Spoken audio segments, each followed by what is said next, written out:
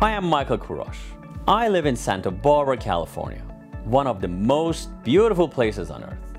My design center is where people come to reimagine their homes and spaces.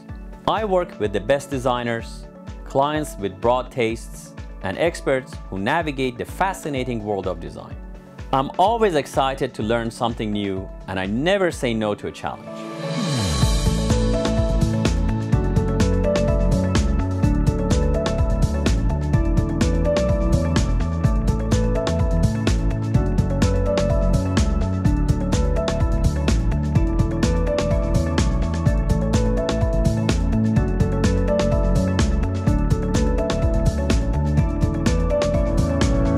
This is Design Santa Barbara.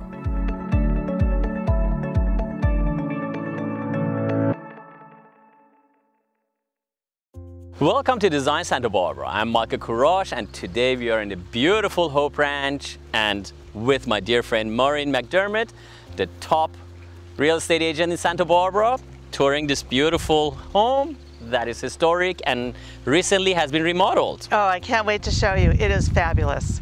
My clients have done a great job. Okay. Excited to show you. Join us. Please, let's go see it.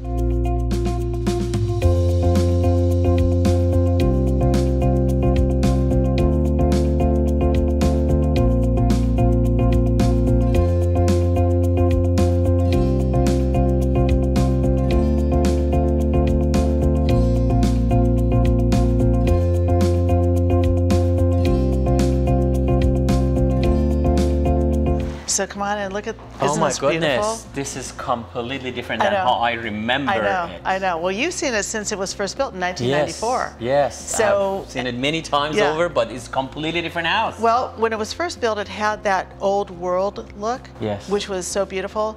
And current owners have taken it into 1930s Spanish, but 22 accents, 2022. I mean, these are all brand new floors, which would be something you would see in a 1930s house. The fireplaces are hand chiseled, and let me take you down. And the furniture is a lot lighter and happier, actually. Yeah, no, well, it's a light, because that's how people want to live today. Yeah. They want to live lighter, brighter. The open outside, we have a beautiful outdoor barbecue area. The backyard with that amazing view. Yeah, she has a chicken coop. I mean, it's really great. Chicken coop? I'd love to see that. We have oh chicken my goodness, coop. We have a chicken coop. It is beautiful, very airy. I like the chandelier. Still actually could be from 19th century Spanish. Yeah, well, no, that's the whole idea, to keep that feeling, but make you feel like you're still in 2022. And of course, you'll recognize our nice some of my furniture around here and there, yes. Yeah, it gets around. So look at that fireplace, though, how they hand chiseled it. It's massive but beautiful. Yeah. It doesn't attack the room. It just quietly sits in that corner nicely. And I like the linen sofas and chairs. They are actually very airy and happy. Yeah. Very, very nicely made. But they also have this beautiful antique, what do you call this thing? It's just as big as it's going to get. It's nice, a cabinet. It's huge. Yeah. And the curiosities around. Beautiful. But I like that. I love the blend of mixing old and new. And that is what people are looking for today. Absolutely. Because they want to anchor themselves to familiarity, old, and the new makes them feel contemporary and current. Fantastic. Yeah. Let's go see the backyard. All right. It's beautiful. Oh, Maureen, what a beautiful backyard. I know, it's fabulous. It's beyond great. Look at this thing. It's heaven. I know. So we have over here, you know, you have this amazing view of La Cumbre Country Club. Yes. And then you have the pool. I mean, who wouldn't want to be swimming there and looking at? And that pool is so intricate and nice. Look at those tiles. They're amazing. Well, those are original tiles, and so they have that older feel because they are older tiles. And then we have ocean views over here on a clear day. Beautiful day. And I actually look at that pool. You swim in there and look at the country club. It's great. Envious. Yeah, and then we have our chicken coop. You know, everybody has chicken coops today.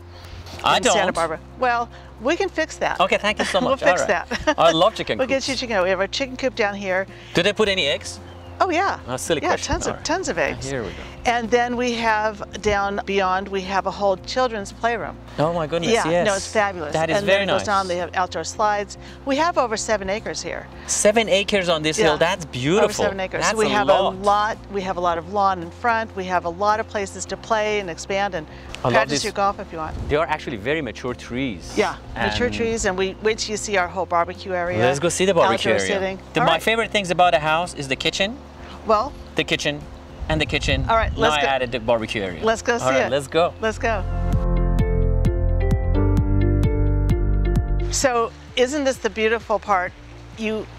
As you know, with our summer nights here, we love eating outside. Oh, and they have the great barbecue, come right off into the kitchen to come out and barbecue. Amazing fireplace. I know, fireplace. And you had that little fountain, that water spews up. Beautiful. Yeah, Beautiful. we've got it all. And then we'll go into the, let's go into the dining room. Let's go check it out. So, coming into the dining room. This is a classic dining room. Isn't it? It's a classic dining room, and what I love about it is the fact that you can be in the dining room, easy access to outside. You know how we love that indoor-outdoor feeling of Santa Barbara life. Yeah, Santa Barbara lifestyle. This encapsulates it. It's beautiful. You have to. It looks different again. Just much happier, lighter, a little bit. Well, they brought in, and they added. I mean, it has an older look to it, but that actually was just. It's brand new. It's brand new. I know, but you wouldn't know. You'd think it was here the whole 100 time. years ago. This is this is my all-time favorite dining table. Isn't it gorgeous? This is, we used to sell this years ago. I have the same one in my dining room. Do you? Exact same one. Well, you must have good taste. Oh, well.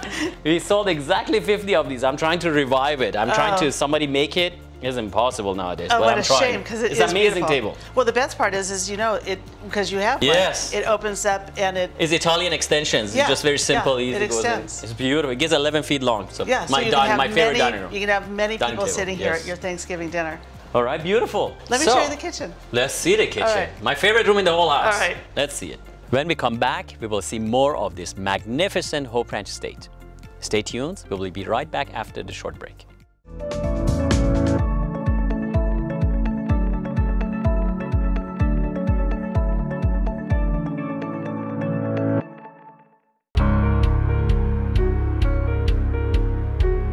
How many times in the last year have you said to yourself, I really need a new sofa?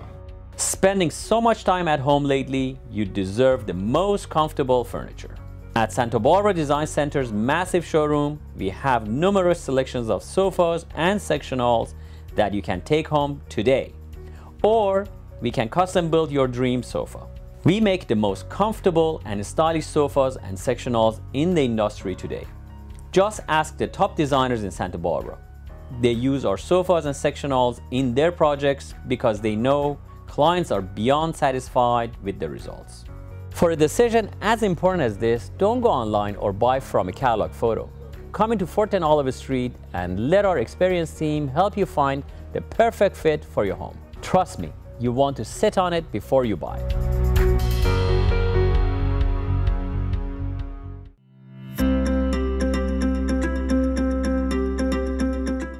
Today I would like to talk to you about rugs.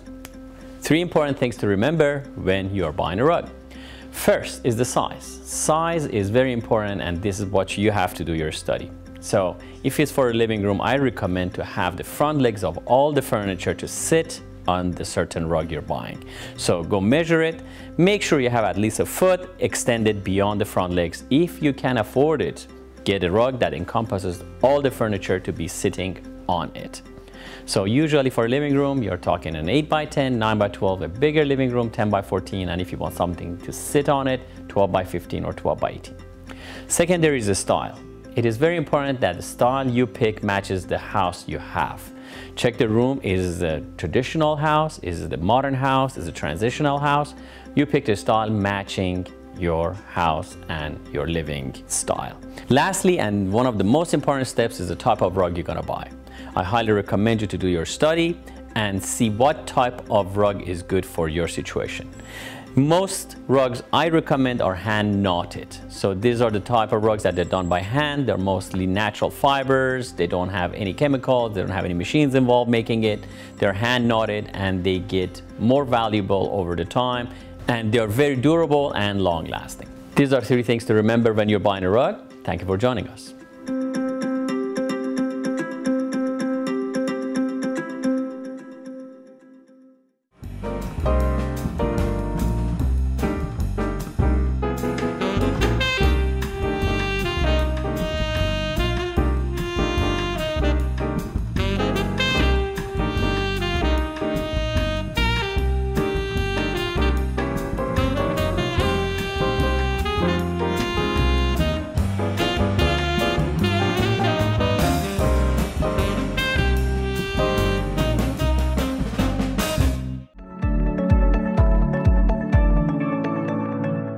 Welcome back to Design Santa Barbara. Today we are with Santa Barbara's #1 real estate agent, Maureen McDermut, touring this beautiful Hope Ranch estate. Let's see more of it. So come on, let me show you this amazing kitchen. Did I tell you the kitchen is my favorite room in the whole house? I know you were saying that. Me too. So look at this, a La Carnot. Double La Carnot. Yeah, people cannot afford one. This is two next to each other. Nice. You know, she must be a good cook, or he must be a good cook. I think they both are. Awesome. I think they both are. And then I kind of stay here. Oh. No, I'm just kidding. No, come on. Look what they did. This is your thermidor. Oh my goodness. Isn't that amazing? Look at this thing. To look old, custom done. It's custom done. This is wonderful. Yeah, I love this. And then of course we have, these are authentic 1930 milk glass chandeliers. Wow. Got delivered, hand delivered by the milkman? Something like that. Oh, okay. Something like that. All right, sounds good. And when they first bought the house, this was one room. And I said, you guys, we have to move it into 2022. Make it a great room. We want to have where people can come and embrace. And they took out what was they gutted the whole room. That was a drop ceiling. They removed it and exposed these beams. These are amazing beams. I know, they were hidden. Can you believe it? These are beautiful as they are. Look at that. And it's so great because you have that, again, the I remember outdoor. It was 2 different rooms. Yeah, 2 rooms. There was a partition. And now you have, in the corner, we have one of our 3 laundries tucked in there, which is actually a beautiful laundry room. And then you can be eating in here. You can come outside. You have an extra dining. Again, extra dining room, next to kitchenette. Your entrance outside to the patio we talked about. That's fantastic. And I think you might recognize these. Yeah, those chairs, yes. Yeah. Those are from... A few pieces in here. Yes, beautiful. Good. So where do we go from here? Let's go to the primary bedroom. Okay, and that's the room that has exceptional views, I guess. It does. There you go. It does. All right, after you. Let's go. All right. So come on in, let me share the primary with you. I want to start with this door, salvaged from a passing estate, mahogany, antique. It's probably time period correct for the house. Of course it is. It looks like. Of course it is. Nice. And another great feature, we have the fireplace has been hand hewn as well, like the one in the living room. Yeah, and then finished with a period type plaster. It looks very simple, but you can see has the depth. Exactly, it would have been used at the time. So then we have, I mean, look at, we have the view of the American Riviera, and then we have the view looking over the Hope Ranch and the Coombe Country Club. It's just magical out here. Isn't it amazing? You can see the whole thing under your foot. I know. So where are we heading next? I've got a few more rooms I want to show you. Love to see those. All right, come on, let's go. So Michael, here we have a beautiful library that's been transformed. I think it originally was green when my clients purchased the house. And there's antique hardware on the doors. We now have antique sconces behind the beautiful desk. And what a place to sit and do your work. Don't you agree? So Michael, this is one of the secondary bedrooms, and I want to point out, you'll note the birds on the ceiling, and when my clients bought the house, there were many murals here, and they did remove the murals, but they did leave these birds as homage to the former owner, which is kind of nice. And another thing I'll point out that is throughout the house, the nice cutouts around the house that has that 1930s feeling, regarding where your heat element would come out. And of course the best part is if you're lying in bed, you can sit out and look at the beautiful Coombe Country Club and imagine teeing off.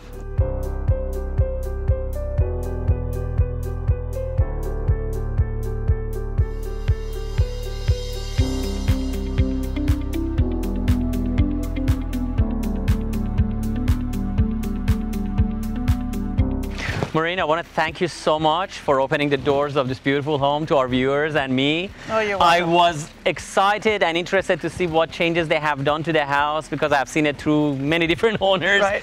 This is beautiful. Very nice, updated. You and your team and the homeowner obviously did a great job, and I can salute you. It's amazing. Yeah, I'm very excited. Nice. I'm excited to bring it to market. I'm looking forward to have another house of yours on the show, hopefully soon. All right, we'll do that. We'll do that. Thank you. Thank you so much. I appreciate it, and thank you for coming. It's my pleasure, right. as usual.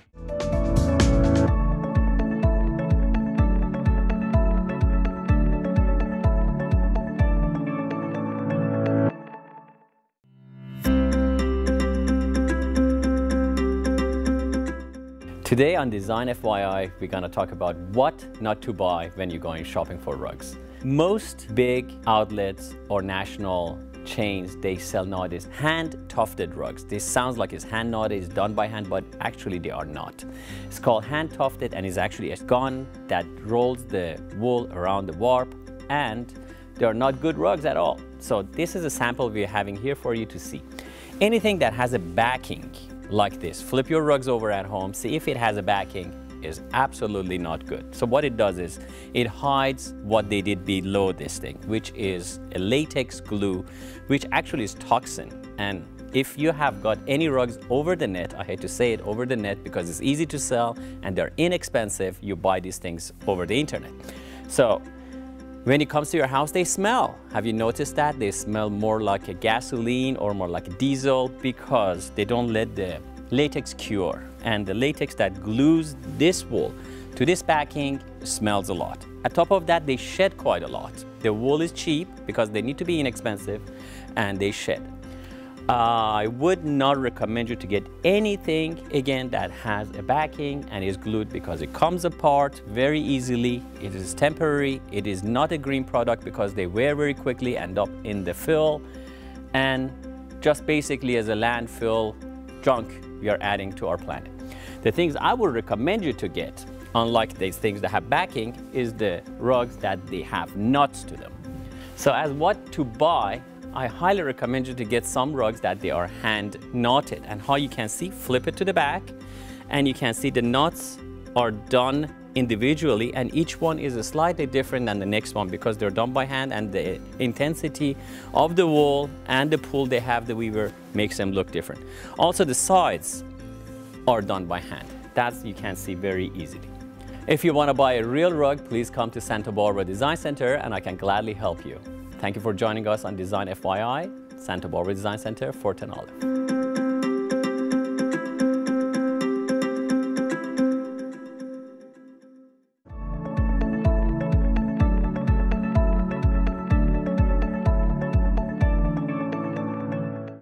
Welcome to Design Santa Barbara. I'm Michael Kourosh, and today we are in Santa Barbara Design Center, where I'm excited to be sharing with you an episode dedicated to several fascinating antiquities from our collection.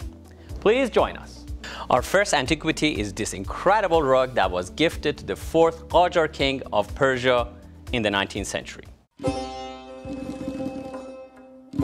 Nasir ad-Din Shah Qajar was the crowned Shah of Persia when he was just 17 years old in 1848. This was a tumultuous time for the region. The early years of his reign were marred by civil conflict and brief wars with Russia and Great Britain. Despite conflicts with Western nations, Nasir ad-Din was the first modern Persian monarch to visit Europe, traveling to the continent 3 times, where he marveled at the advances in technology. His personal travel diaries were eventually published, marking the first time a Shah ever released a memoir. During his visit to the United Kingdom in 1873, Nasir ad-Din Shah was appointed by Queen Victoria a Knight of the Order of the Garter, the highest English order of chivalry. He was the first Persian monarch to be so honored.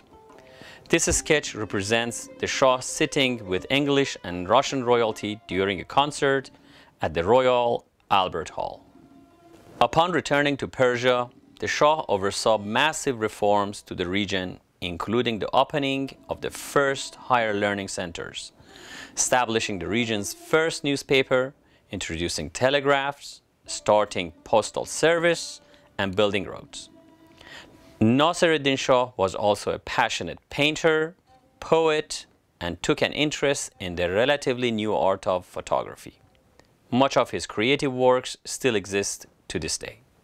Though his reforms greatly changed the region, political strife continued and the Shah had difficulty consolidating his power.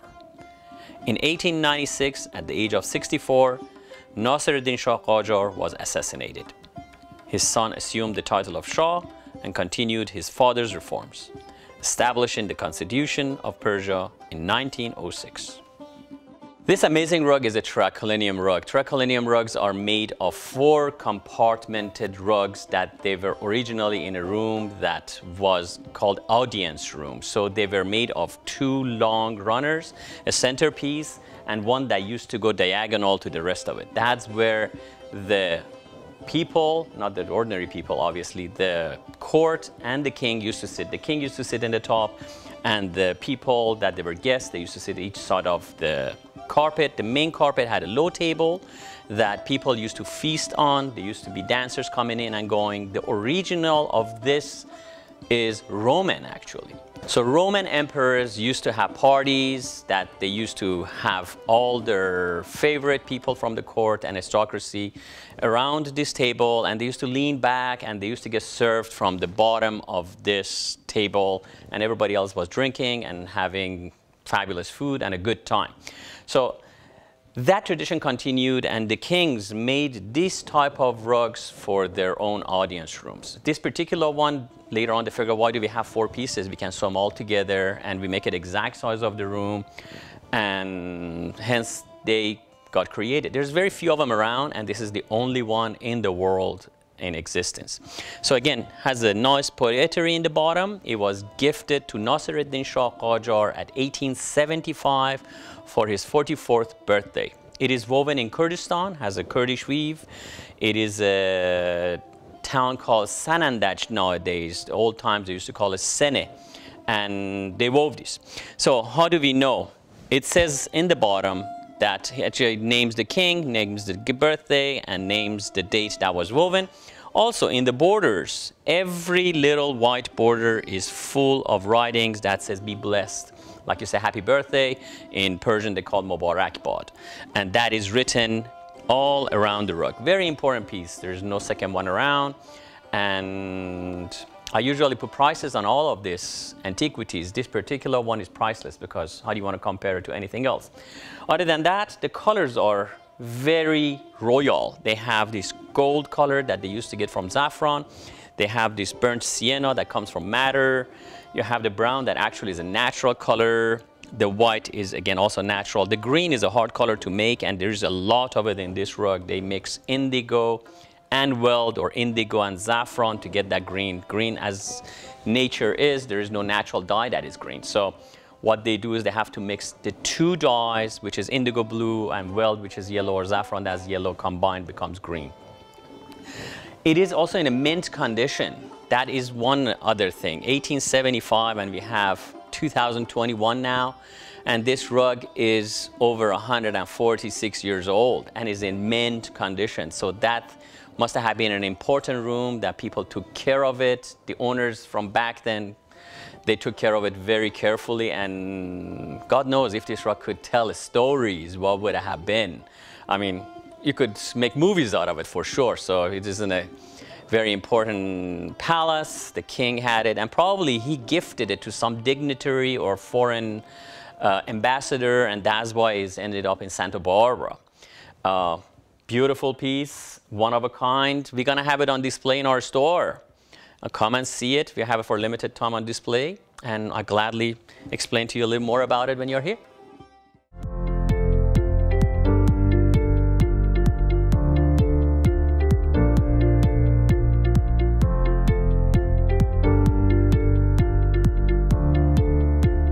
Our final antiquity is this fine example of the 11th century silk textile. A textile is defined as a flexible material made by creating an interlocking network of yarns or threads, which are produced by spinning raw fibers. It is believed that the earliest human-made textiles, most likely of animal hide, date back approximately 70,000 years. The discovery of dyed flax fibers in a cave in the Republic of Georgia, dated to 34,000 BC, suggests that the textile-like materials were made as early as the Paleolithic era. The methods for making textile range from handmade to machine manufactured.